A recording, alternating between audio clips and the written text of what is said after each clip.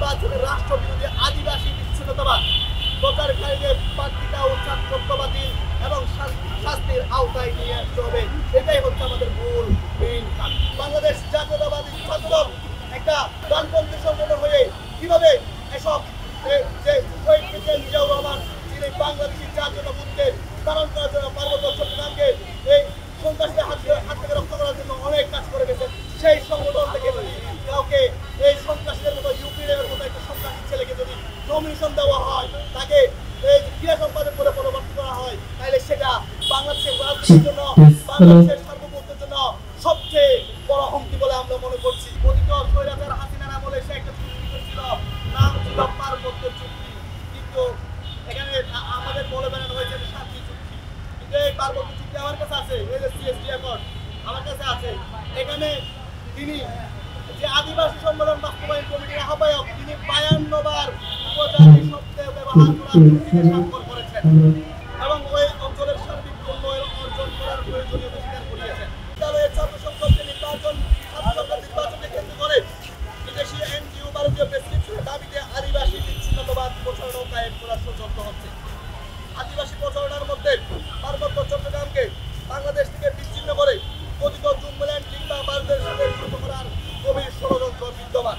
যেসব ক্যান্ডিডেট দাবিতে বিচ্ছিন্নতাবাদী আদিবাসী প্রচারণা চালাচ্ছে, তাদেরকে ডাকসু নির্বাচনে অযোগ্য বিবেচিত করে তাদের প্রার্থিতা বাতিল করা এবং রাষ্ট্রদ্রোহী শব্দের প্রচারণার অভিযোগে তাদের ছাত্রত্ব বাতিল করে আইনানুগ ব্যবস্থা গ্রহণ করতে হবে ঢাকা বিশ্ববিদ্যালয়ের প্রশাসনকে।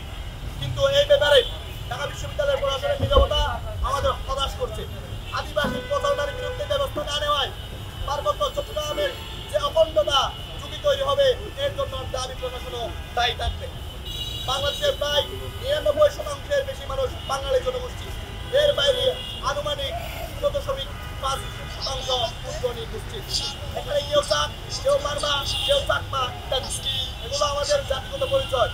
সামষ্টিকভাবে বাঙালি অবাঙালি উদ্যোগী গোষ্ঠী আমরা সবাই বাংলাদেশি, কিন্তু নিজ জাতীয় বাংলাদেশ পরিচয় বাদ দিয়ে বিদেশি এনজিও ভারতীয় চাহিদা বিচ্ছিন্নতাবাদী আদিবাসী প্রচারণা রাষ্ট্রবিরোধী কর্মকাণ্ড, এদের বিরুদ্ধে শক্ত ব্যবস্থা নিতে হবে।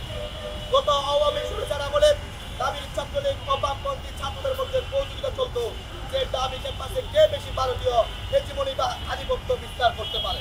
তারা দাবিকে ভারতীয় হেজিমনি আদিবাসী বিচ্ছিন্নতাবাদ পুনরায় ফিরিয়ে আনার জন্য অপচেষ্টা চালাচ্ছে।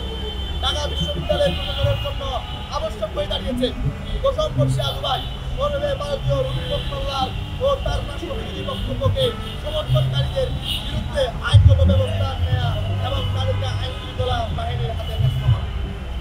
ডাকসু নির্বাচনে পাহাড়ের সন্ত্রাসী বিচ্ছিন্নতাবাদী সংগঠন ইউক্রেনের হাতে কানেকশনের সরাসরি দেখা যাচ্ছে। প্রার্থীদের মধ্যে বেশ কয়েকজন মুখ্য সন্ত্রাসী সংগঠনের সদস্য হিসেবে যুক্ত। এই ব্যাপারগুলোতে দাবি প্রশাসনের যাচাইহীনতা, নিষ্ক্রিয়তা আমাদের সার্বভৌমত্বের যুগের মধ্যে ফেলবে। ঢাকা বিশ্ববিদ্যালয়ের কোনো ছাত্র কিংবা শিক্ষক যারা এই রাষ্ট্রদ্রোহী ও বিচ্ছিন্নতাবাদী আধিপত্য প্রচারণা চালাবে, তাদের বিরুদ্ধে তাৎক্ষণিক ব্যবস্থা নেওয়ার জন্য ঢাকা বিশ্ববিদ্যালয়ের প্রশাসনের প্রতি আমরা জোর দাবি জানাচ্ছি।